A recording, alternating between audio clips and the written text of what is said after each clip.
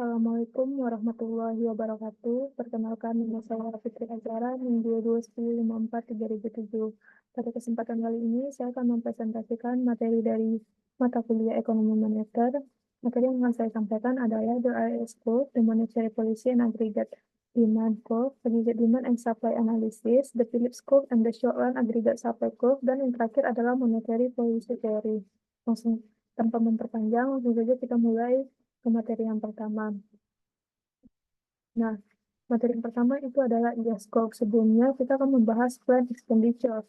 Keynes menyampaikan bahwa plan expenditure sama dengan agregat demand, di mana persamaan dari total agregat demand adalah YAD sama dengan C ditambah I ditambah G ditambah NX. Nah, keseimbangan pasar barang itu terjadi ketika nilai output sama dengan jumlah total agregat demand atau plan expenditure. Dengan kata lain, Y sama dengan YAD. Jadi persamaan keseimbangan dari pasar barang adalah Y sama dengan C ditambah I ditambah G ditambah NX. Nah, kembali lagi sebelumnya, agregat demand itu mempunyai 4 komponen utama, yaitu pengeluaran konsumsi, pengeluaran investasi yang direncanakan, pengeluaran pemerintah, dan NX atau net export. Nah, selanjutnya kita akan membahas tentang kurva IS. Kurva IS yang menggambarkan hubungan antara suku bunga real dan output agregat di pasar barang yang berada dalam keseimbangan. Kita mulai dengan menurunkan kurva IS dan kemudian menuliskan faktor-faktor asal yang menyebabkan kurva IS bergeser. Nah, yang pertama itu kurva IS itu merupakan kombinasi antara agregat output Y dan tingkat suku bunga R yang membuat pasar barang seimbang. Mengapa kurva IS menurun? Itu dikarenakan ketika R naik yang mengakibatkan I turun dan NX turun. Dan ketika AD naik, maka Y keseimbangannya akan turun. Nah, mekanisme apa sih mekanisme penyesuaian apa sih yang menuju ke keseimbangan? Nah, dapat kita lihat pada daerah yang berwarna orange, itu outputnya lebih besar daripada agregat demand, di mana perusahaan akan mengalami kelebihan pasokan barang, dan perusahaan akan mengurangi produksi, yang membuat titik G bergerak menuju titik keseimbangan A. Nah, yang kedua itu kita bisa melihat di daerah yang berwarna biru. Itu terjadi karena output lebih kecil daripada agregat demand, di mana perusahaan akan mengalami kelebihan permintaan barang dan perusahaan akan menambah jumlah produksi sehingga titik H akan bergerak menuju titik keseimbangan B.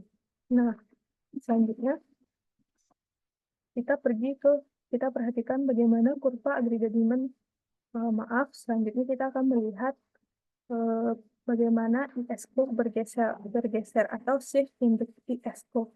Yang pertama yang menyebabkan kurva ini bergeser itu adalah autonomous consumption atau C bar naik. Nah, ketika C bar naik, maka kurva IS akan bergeser ke kanan yang menyebabkan C naik, Y naik. Nah, yang kedua itu karena autonomous investment atau IBAR. Ketika IBAR naik, maka kurva IS akan bergeser ke kanan yang mengakibatkan I naik, dan Y naik. Nah, yang ketiga itu ada government spending atau G-bar. Ketika G-bar naik, maka akan menggeser kurva IS ke kanan yang mengakibatkan G naik, Y naik. Nah, ketika tax atau T-bar naik, kurva IS akan bergeser ke kiri yang mengakibatkan T naik, kurva IS akan bergeser ke kiri yang T naik yang mengakibatkan C turun, Y turun. Nah, yang kelima itu ada autonomous net export. NX bar naik, ketika NX bar naik, kurva IS curve akan bergeser ke kanan, yang menyebabkan NX bar naik dan Y naik. Nah, yang terakhir itu ada financial friction, F bar atau F bar. Ketika F bar naik, maka kurva IS akan bergeser ke kiri, yang menyebabkan I turun dan Y turun. Nah, materi selanjutnya kita akan membahas bagaimana kurva demand diturunkan. Nah, kurva demand itu adalah agregat demand itu adalah gabungan dari kurva monetary policy dan kurva IS. Yang pertama kita bahas dulu tentang kurva monetary policy. Kurva monetary policy ini adalah kurva yang menggabungkan antara tingkat inflasi dan tingkat suku bunga, di mana garis horizontalnya itu ada inflasi dan garis vertikalnya adalah tingkat suku bunga. Ketika inflasi 1%, maka tingkat suku bunganya akan 1,5%. Begitu juga ketika inflasi naik menjadi 2,0%, maka tingkat suku bunga akan naik menjadi 2%. Lanjut. Nah, sekarang kita perhatikan bagaimana kurva agregat demand ini diturunkan. Pada grafik agregat demand, sumbu horizontal itu tetap agregat output Y yang berasal dari kurva IS. Dan sedangkan sumbu vertikalnya itu berubah menjadi tingkat inflasi atau P yang berasal dari kurva monetary policy. Kurva AD ini berslope negatif. Setiap titik pada kurva AD mempresentasikan hasil keseimbangan IS dan MP pada tingkat inflasi tertentu. Ketika inflasi meningkat, bank sentral akan menaikkan suku bunga real melalui kurva MP dan menekan investasi dan permintaan agregat sehingga output keseimbangan menurun. Nah, ketika output keseimbangan bisa menurun, pengetatan kebijakan moneter secara otonom akan dilakukan, yaitu kenaikan suku bunga real pada tingkat inflasi tertentu yang akan menggeser kurva permintaan agregat ke kiri. Nah, kurva AD ini bergeser ketika pengetatan kebijakan moneter terjadi adalah ketika G bar turun, T bar naik, NX bar turun, C bar turun, I bar turun, dan R bar naik. Nah, kurva AD ini miring ke bawah itu karena inflasi naik dan menyebabkan R naik dan Y turun dan YAD turun. Faktor apa saja? Sekarang kita bahas faktor apa saja sih yang menggeser kurva AD. Yang pertama itu adalah kebijakan moneter otonom. Kebijakan moneter otonom ini merupakan pergeseran yang tidak terkait dengan inflasi. Ketika R-nya naik, maka I akan turun dan YAD juga akan turun. Maka kurva AD akan bergeser ke kiri. Yang kedua itu adalah kurva AD bergeser karena pembelian pemerintah. Ketika G bar naik, maka YAD akan naik dan mengakibatkan AD bergeser ke kiri. Yang ketiga itu ada pajak. Ketika pajak naik, C turun dan YAD-nya juga turun. Dan AD bergeser ke kiri. Selanjutnya itu ada NX otonom atau NX bar. Yang ketika NX bar naik, maka YAD akan naik yang mengakibatkan kurva AD bergeser ke kanan. Yang kelima itu ada pengeluaran konsumsi SMAP atau CBAR. Ketika CBAR naik, maka YAD akan naik yang mengakibatkan AD bergeser ke kanan. Yang keenam itu ada investasi otonom. Ketika investasi otonom atau investasi bar naik, maka YAD akan naik yang mengakibatkan bergesernya kurva AD ke kanan.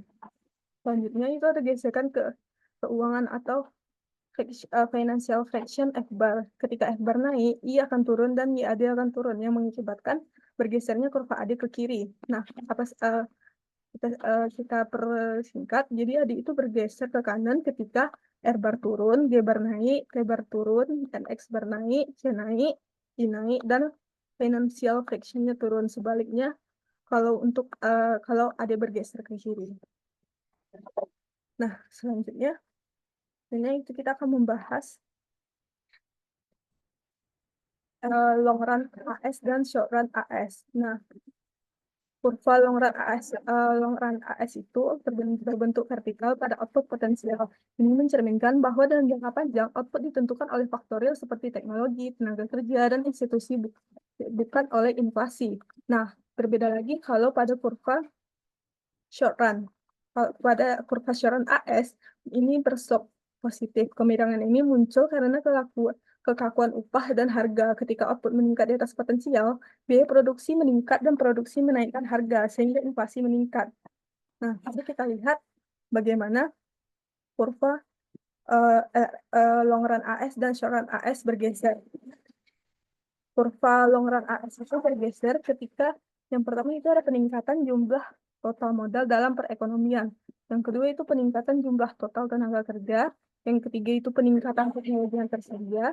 Yang keempat itu penurunan tingkat pengangguran yang menggeser kurva long run AS kiri. Nah, selanjutnya itu yang menyebabkan kurva AS bergeser. Yang pertama itu adalah ketika ekspektasi inflasi itu naik, maka kurva short run AS akan bergeser ke kiri atas.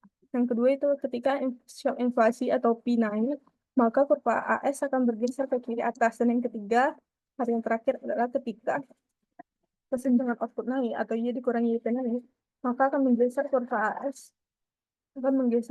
AS ke kiri atas. Nah, selanjutnya kita bahas. Nah, selanjutnya pergeseran AS ini hanya akan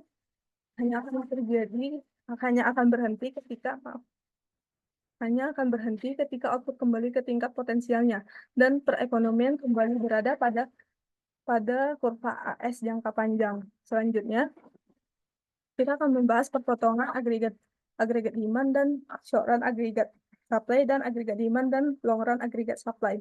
Nah, perpotongan AD dan short run AS ini menentukan keseimbangan jangka pendek, sedangkan perpotongan AD dengan long run AS itu menunjukkan keseimbangan pada jangka panjang. Selanjutnya kita membahas the Phillips curve and the short run aggregate supply curve. Nah, kurva Phillips ini adalah hubungan atau korelasi negatif antara pengangguran dan inflasi. Sebagai penalaran kurva Phillips yang disarankan oleh Friedman-Phelps yang dapat ditulis sebagai berikut: P sama dengan PE dikurang W dalam kurung U dikurang UN. Nah, untuk kurva Phillips sendiri itu adalah adalah bentuk dari unemployment dan pengangguran yang berkorelasi atau berhubungan negatif.